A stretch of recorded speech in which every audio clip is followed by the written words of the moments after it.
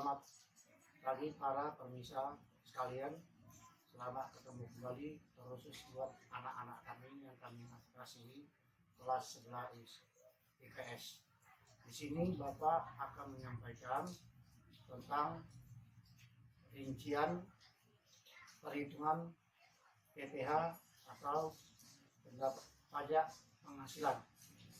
Nah, jadi adapun rincian pajak penghasilan yang dibebankan kepada kita itu berdasarkan pendapatan kita untuk tiap bulannya. Ketentuan menurut Undang-Undang Perpajakan, pajak penghasilan yang dibebankan kepada si wajib pajak adalah apabila yang bersangkutan memiliki penghasilan atau gaji minimal di atas 5 juta. Jadi di sini Bapak akan memberikan gambarannya kepada anak-anak, yaitu misalnya Pak Raid bekerja di suatu perusahaan, katakanlah di PT Tropical Inwood ya, di perkayuan, dengan pendapatan per bulannya adalah 10 juta. Dengan status saya sudah memiliki anak, saya sudah menikah dan memiliki anak 3 orang. Bagaimana rincian pendapatannya? Yaitu yang pertama, pendapatan neto saya atau pendapatan bersih saya setiap bulannya 10 juta itu harus dikali 12 bulan ya. Nah, jadi totalnya adalah 120 juta. Jadi yang 120 juta itu akan dikurangi dengan pendapatan tidak kena pajak. Ada 3 butir pendapatan tidak kena pajak, yaitu 1 ya, wajib pajak. Nah, jadi wajib pajak berdasarkan Undang-Undang Nomor 36 Tahun 2008 Pasal 7 dan Pasal 17 itu dikenakan sebesar 15.840.000. Kemudian karena saya sudah menikah, maka ya, saya dikenakan juga pendapatan tidak kena pajak sebesar 1.320.000. Begitu juga saya memiliki 3 orang anak ya. Jadi 3 orang anak dikalikan dengan 1.320.000 menjadi 3.960.000. Jadi itu yang ketiga butir itu diakumulatifkan menjadi 21.120.000. 21.120.000 itu mengurangi daripada pendapatan itu untuk tiap tahun yang saya terima sebesar 100 juta.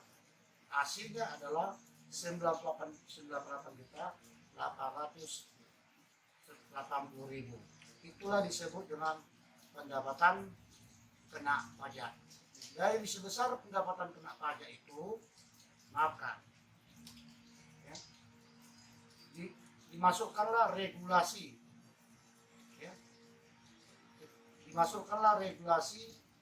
tarif pajak, yaitu 5% dan 15%.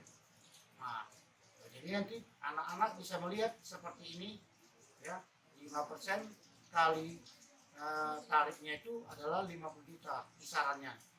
Nah, hasilnya adalah 2,5 juta. Kemudian sisanya itu ya, 50 juta mengurangi daripada 98.880.000 menjadi 48.880.000, dikalikanlah dengan 15%. Hasilnya adalah 7.332.000. Ya. Kemudian PPh-nya itu menjadi PPh per tahunnya ditotalkan adalah PPh terutang yang ditotalkan itu yang harus saya bayar selama setahun adalah 2,5 juta ditambah dengan 7.332.000 menjadi 9.882.000 yang harus saya bayar. Dan apabila saya dihitung berdasarkan PPh terutang untuk bulannya, maka 9.801.000 akan dibagi dengan 12 bulan menjadi Rp823.500. Jadi anak-anak, begitu juga nanti dengan contoh apabila status saya adalah sebagai lajang, bisa dilihat nanti di sisi kirinya ya, bagaimana caranya. Tolong ini dipelajari untuk pembelajaran atau simulasi yang akan Bapak terapkan kepada kalian.